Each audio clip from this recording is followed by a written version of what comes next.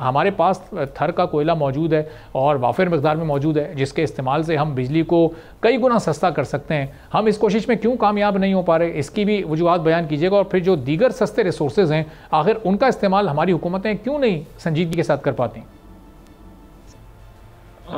Thank you very much जी, आपने बहुत अच्छा इंट्रोडक्शन दिया है इस आपके प्रोग्राम का। और ठीक है, आपने कहा कि हमारे पास कोल के बहुत बड़े ज़खायर हैं, और ये तो पाकिस्तान के कोल के ज़खायर बरोकार आने कोई 10 साल से शुरू हुए। उससे पहले तो इसको हम डेवलप नहीं कर पा रहे थे। अगरचे हमारे पास कोल के ज़खायर जैसे आपने कहा बहुत बड़े हैं, लेकिन ये टेक्निकली इसको कोल नहीं कहा जा सकता, इसको लिग्नाइट कहते हैं, जो 4 किस्में होती है कोल की, उससे सबसे नीची किस्म की है इसके अंदर। लेकिन जिस मकसद के लिए हम इसको यूज करना चाह रहे हैं, यानी स्पेस हीटिंग या बिजली पैदा करना, उसके लिए ये इस्तेमाल हो सकता है।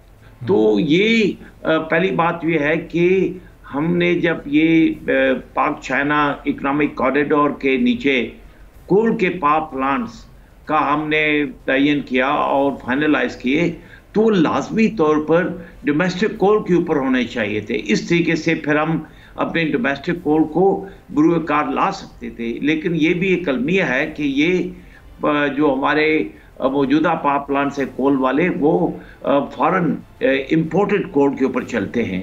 और वही नहीं कि एक पावर प्लांट जो जिसके लिए कोयला बाहर से इंपोर्ट होता है जेटी पर, जेटी के बाद फिर वो यहाँ से ट्रेनों के जरिए जाता है साहिवाल में, जहाँ पर एक हमारा जो पैदावारी हिस्से का हिस्सा है, उसके अंदर कोल पावर प्लांट लगा हुआ है। तो इसलिए हमारी अपनी पॉलिसी भी नाकस रही है।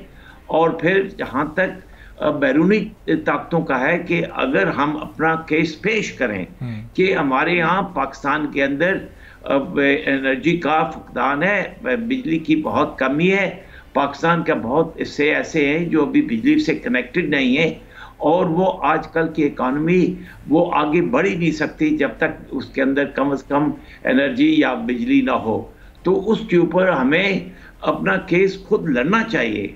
क्यों हम अपना केस नहीं लड़ सकते? बैन-ए-अक़वामी जहाँ पर भी जाएं, आप अपना केस पेश करें।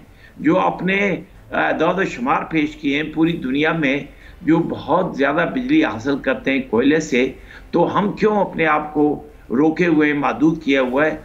यहाँ पर आपने ये भी कहा कि जो एटमी बिजली है न्यूक्लियर टेक्नोलॉजी से, उसमें भी पाकिस्तान के अगेंस्ट बहुत ज़्यादा लिमिटेशंस हैं। और वो सिर्फ एक ही मुल्क है चीन, जो हमें एटमी बिजली की टेक्नोलॉजी की रसाई देता है। और उसमें पहले तो हम बहुत छोटे से 300-400 मेगावाट के कारखाने 4-5 हमने लगाए, लेकिन बाद में उन्होंने अपग्रेड करके तो अब के 1000-1200 मेगावाट न्यूक्लियर पावर की टेक्नोलॉजी लाए। तो अब इस वक्त पाकिस्तान की न्यूक्लियर जो प्रोडक्शन है वो कोई 10% के करीब पहुंच चुके हैं। तो मैं ये आपके प्रोग्राम के वसासत से कहूँगा कि ये 2 टेक्नोलॉजीज, बल्कि 3 टेक्नोलॉजीज ऐसी हैं जिसके ऊपर पाकिस्तान अपना केस बड़ी खुश उसलूबी के साथ फाइट करे।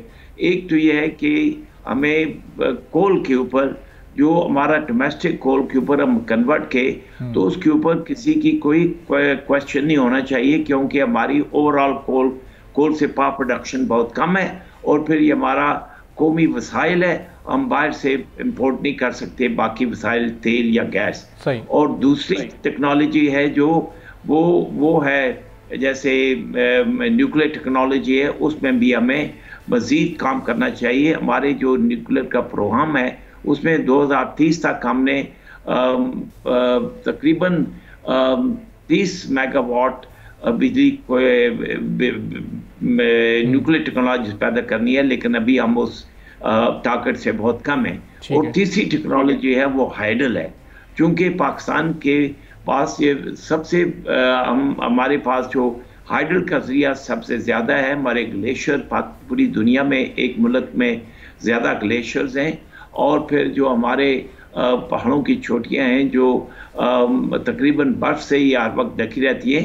तो ये 3 टेक्नोलॉजीज़ हैं जिसको हम अभी जो है चौथी टेक्नोलॉजी जो है वो शमसी टेक्नोलॉजी है।